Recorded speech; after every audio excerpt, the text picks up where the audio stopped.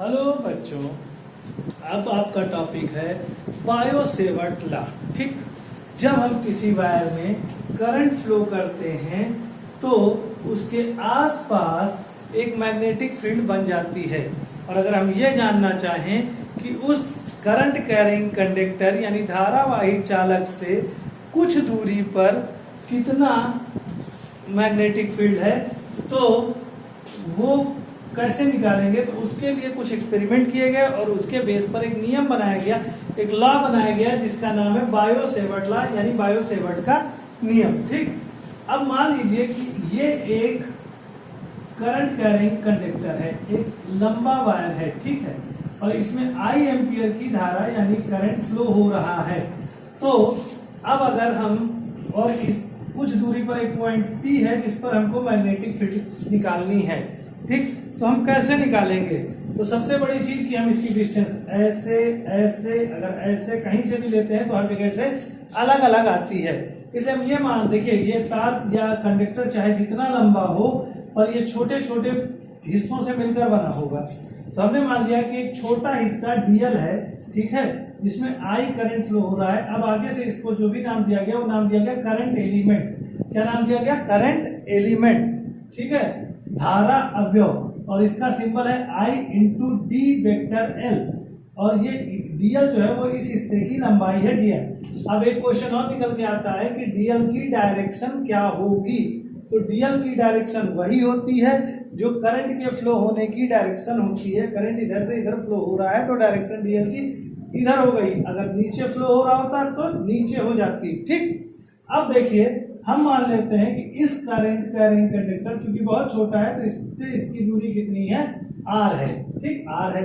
अब दूरी भी, ये डिस्प्लेसमेंट मान लीजिए, विस्थापन मान लीजिए, तो ये भी एक वेक्टर क्वांटिटी हो गई। और जब ये वेक्टर क्वांटिटी हो गई तो डीएल भी वेक्टर क्वांटिटी हो गई और इसके बीच का एंगल थीटा, क्योंकि डीएल की डायरेक्शन इधर है और आर की इधर है, तो इसे इस तरह एंगल लेंगे और एंगल आएगा थीटा। मान लिया कि एंगल थीटा है। उसके बाद हमने एक्सपेरिमेंट किया, ठीक है, तो एक्सपेरिमेंट करने पर हमको क्या पता चला? पहला निष्कर्ष हमारा निकल के आया कि magnetic field is directly proportional to current, यानी कि चुंबकीय क्षेत्र धारा के अनुक्रमानुपाती है, यानी कि dB is directly proportional to I, यानी कि जैसे जैसे हम करंट का मान बढ़ाते चले जाएंगे वैसे वैसे मैग्नेटिक फील्ड का मान भी बढ़ता चला जाएगा। फिर दूसरी चीज जो निकल के आई वो क्या निकल के आई कि मैग्नेटिक फील्ड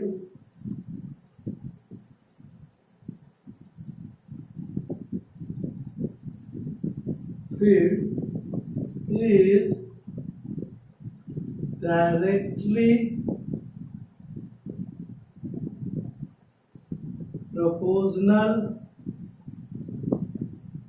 to dl, ठीक, टू dl, यानी कि चुंबकीय क्षेत्र धारा अवयव की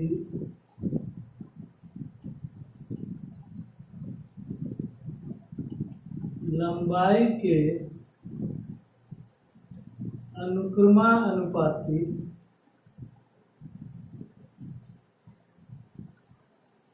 है। ठीक, तो हम लिख लेते हैं dB is directly proportional to dl। ठीक, तीसरी चीज निकल के आई हमारे पास, तीसरी चीज जो निकल के आई कि magnetic field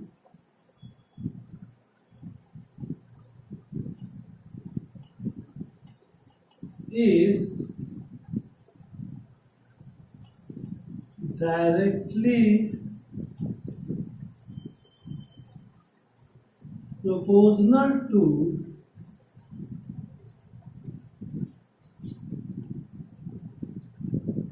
sin theta,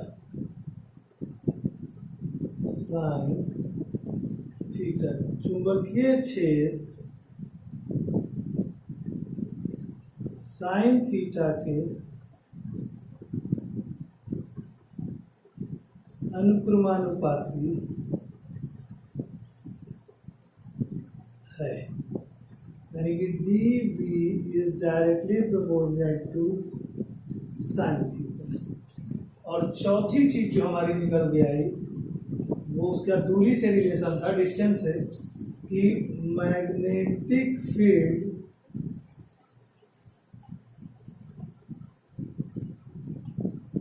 is inversely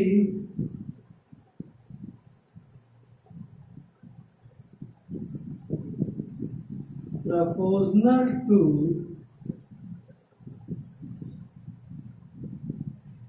r square।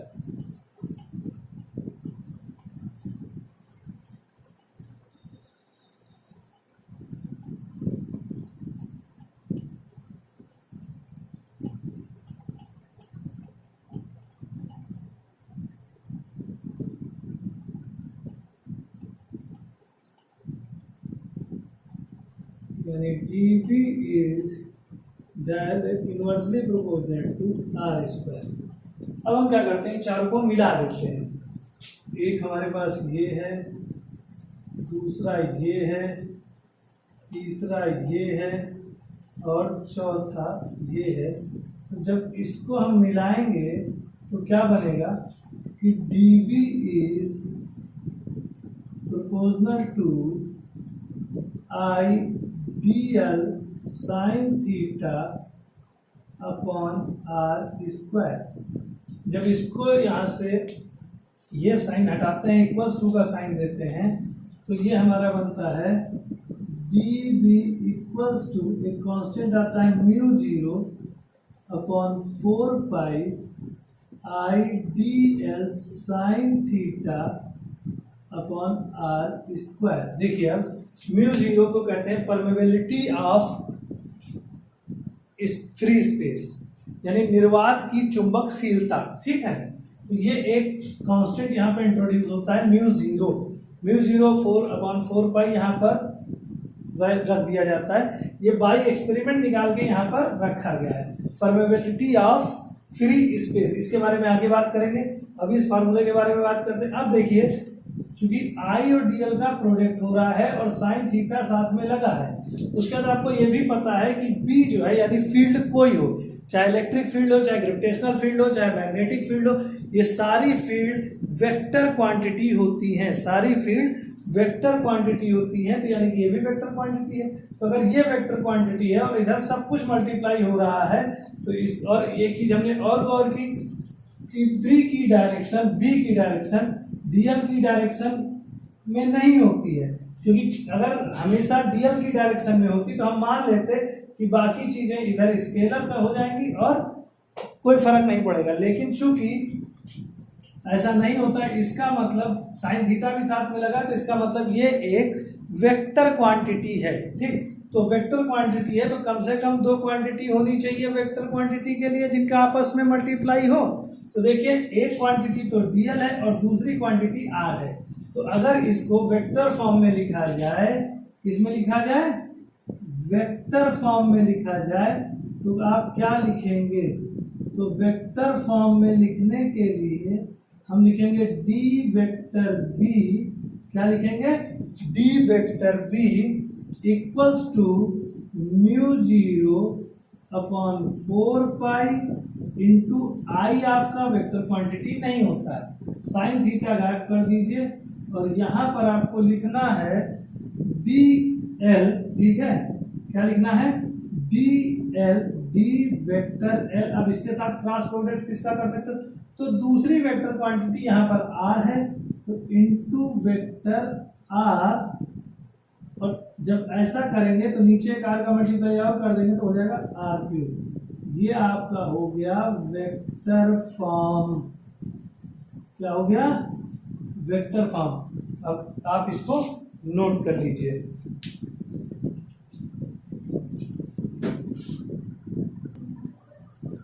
देखिए, अब हमने बायो-सेवर्ट लॉ यानी बायो-सेवर्ट का नियम पढ़ लिया। ठीक, अब एक नेक्स्ट क्वेश्चन आता है दिमाग में कि हमने ये निकाल लिया कि हमारा मैग्नेटिक फील्ड यानी चुंबकीय क्षेत्र कितना होगा।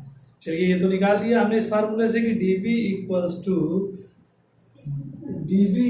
टू क्या फार्मूला निकाला हमने, D B equals to mu zero upon 4 pi into I D L sine theta upon R square. ठीक, अब देखिए जब हमने इसका वेक्टर फॉर्म बनाया तो हमने क्या बनाया कि d vector B equals to mu zero upon 4 pi into I bracket में d vector L cross vector R upon R square.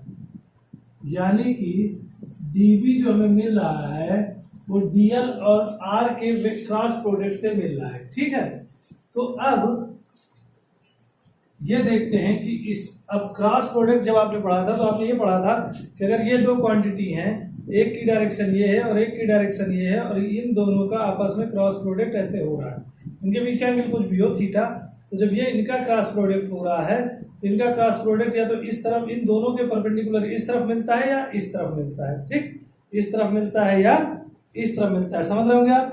तो यहाँ पर जब डीएल और आर का क्रॉस प्रोडक्ट हो रहा है तो जो डीबी होगा वो इन दोनों के परपेंडिकुलर होगा। ठीक, तो देखते हैं कि जो हमने फिगर बनाया था वो क्या बनाया था।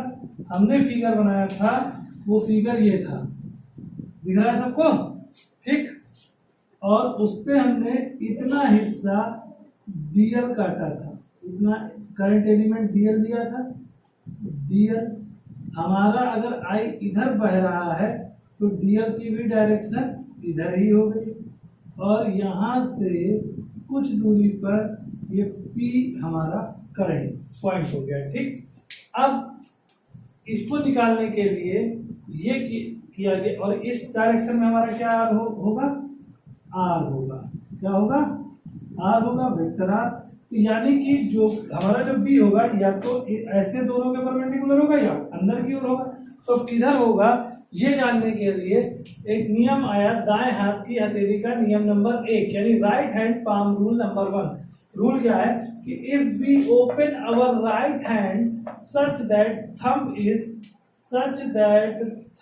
Is along the direction of current, ठीक, and open fingers are directed towards P at which field is to be calculated, then direction of magnetic field will be perpendicular to the palm।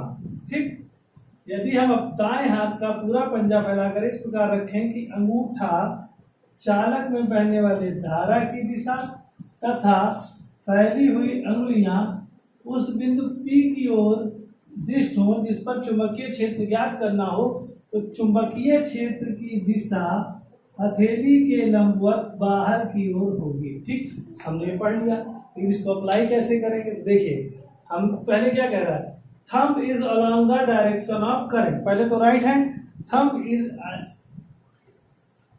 Is along the direction of current, तो हमने ऐसे रखा। ठीक, और अब उंगलियां हमारी इस तरफ हो गई, तो अब इसके परपेंडिकुलर यानी इस तरफ, तो हम परपेंडिकुलर के लिए उंगली को ये फोल्ड कर लें, यानी इस तरफ हमारा क्या होगा, इस तरफ जिधर हमारी उंगली फोल्ड होके जाएंगी उस तरफ हमारा क्या होगा, बी की डायरेक्शन होगी। यानी अगर हम यहाँ बी की डायरेक्शन बनाए तो हम क्या बनाएंगे, हम डायरेक्शन बनाएंगे ये अंदर की ओर। ठीक, समझ गए होंगे आप लोग, इसको नोट कर लीजिए। अब हम बात करते हैं जो टर्म हमने फार्मूले में यूज किया था, परमेबिलिटी, चुंबकशीलता यानी म्यू नॉट, ठीक, या म्यू जीरो। ये क्या होता है, ये कैरेक्टरिस्टिक होती है, एक विशेषता होती है मीडियम की माध्यम की जो किस पे जो डिपेंड कर जो इफेक्ट करती है मैग्नेटिक फील्ड को, यानी मैग्नेटिक फील्ड को बढ़ाती है या घटाती है, मैग्नेटिक फोर्स को कम या ज्यादा करती है। ठीक है, तो म्यू नॉट, एक क्वेश्चन आपसे पूछता है यूनिट ऑफ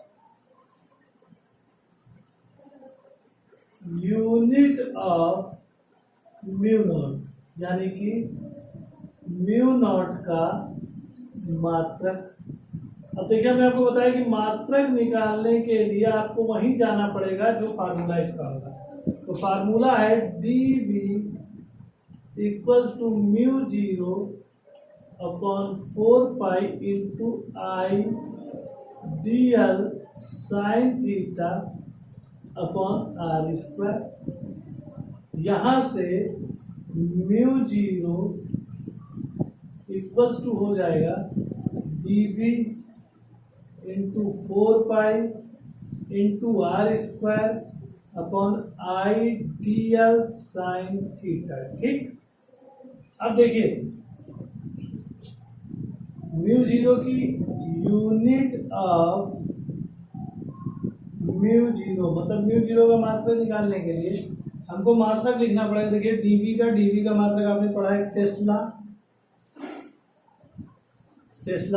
4 पाई का कोई मात्रक होगा नहीं। आर का मात्रक होता है मीटर, तो मीटर स्क्वायर अपॉन आई का मात्रक होता है एम्पियर। ठीक, और डीएल का मात्रक होता है मीटर और साइन थीटा का मात्रक नहीं लिखा जाएगा। ये एक मात्रक आपका निकल के आ जाएगा टेस्ला मीटर पर एम्पियर। एक यूनिट तो ये निकल के आ गई जो एसआई यूनिट होती है। ठीक, एसआई यूनिट। एक यूनिट और निकल के आती है, वो क्या होती है? वो यूनिट आपकी होती है न्यूटन पर एम्पियर मीटर, न्यूटन पर एम्पियर स्क्वायर। इसके बाद निकल के आती है न्यूटन पर एम्पियर स्क्वायर, और तीसरी यूनिट आपकी निकल के आती है वेबर पर एम्पियर मीटर। क्या आती है? वेबर पर एम्पियर मीटर। ये तीनों यूनिट याद कर लीजिए, क्योंकि ऑप्शनल में पूछ देता है कि इसमें से कौन सा म्यू जीरो की यूनिट नहीं है। उसके बाद डायमेंशनल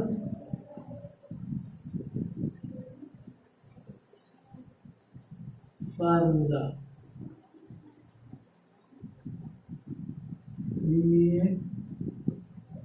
सूत्र। ठीक, डायमेंशनल फार्मूला यानी विमीय सूत्र क्या होगा? तो सबसे आसान है न्यूटन पर एम्पियर स्क्वायर ले लिया जाए। ठीक, तो क्या हो जाएगा? Mu zero equals to M L T minus 2 और अपॉन एम्पियर का स्क्वायर यानी कि ए 2 यानी कि हो जाएगा एम एल टी माइनस 2 ए माइनस 2। ये आपका हो गया डायमेंशनल फार्मूला। ठीक, इसकी जो वैल्यू होती है म्यू जीरो की, वो वैल्यू होती है 4 पाई इंटू 10 की पावर माइनस 7 न्यूटन पर एम्पियर स्क्वायर। न्यूटन पर एम्पियर स्क्वायर, इसको आप लोग नोट कर लीजिए। देखिए अगला टर्म है कि रिलेटिव परमेबिलिटी। रिलेटिव परमेबिलिटी किसे कहते हैं, यानी अपेक्षिक चुंबकशीलता किसे कहते हैं? तो the ratio of permeability of the medium, the ratio of the permeability of the medium to permeability of free space is known as relative permeability. यानी किसी माध्यम की चुंबकशीलता तथा निर्वात की चुंबकशीलता के अनुपात को उस माध्यम की आपेक्षिक चुंबकशीलता कहते हैं। मान लीजिए कि मीडियम की जो परमेबिलिटी है, माध्यम की जो चुंबकशीलता है वो म्यू है, और निर्वात की हमेशा यानी कि फ्री स्पेस की परमेबिलिटी हमेशा म्यू नॉट से शो की जाती है। तो म्यू अपॉन म्यू नॉट ही म्यू आर होता है, और इसका कोई भी यूनिट नहीं होता है। एक बहुत ही इंपॉर्टेंट क्वेश्चन जो बार बार पूछा जाता है, बहुत पूछा गया है कि relation between mu not and epsilon not, यानी mu zero and epsilon zero में क्या रिलेशन होता है। तो देखिए म्यू जीरो तो अभी आपने पढ़ा है कि परमेबिलिटी ये भी एक प्रॉपर्टी होती है मीडियम की, लेकिन ये किससे डिपेंड करती है? मैग्नेटिक फील्ड से। और एप्सिलॉन नॉट भी आपकी एक प्रॉपर्टी होती है मीडियम की, जो कि डिपेंड करती है, जो कि रिलेट करती है इलेक्ट्रिक फील्ड से। ठीक है, तो इन दोनों में आपस में क्या रिलेशन होता है?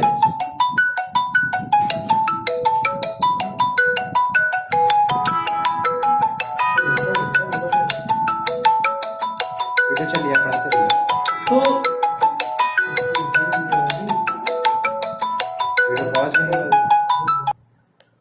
अब देखिए म्यू जीरो और एप्सिलॉन जीरो में रिलेशन क्या होता है। तो हमने आपको एक चीज पढ़ाई थी, वो क्या पढ़ाई थी कि म्यू जीरो की वैल्यू होती है 4 पाई इंटू 10 की पावर -7। वीडियो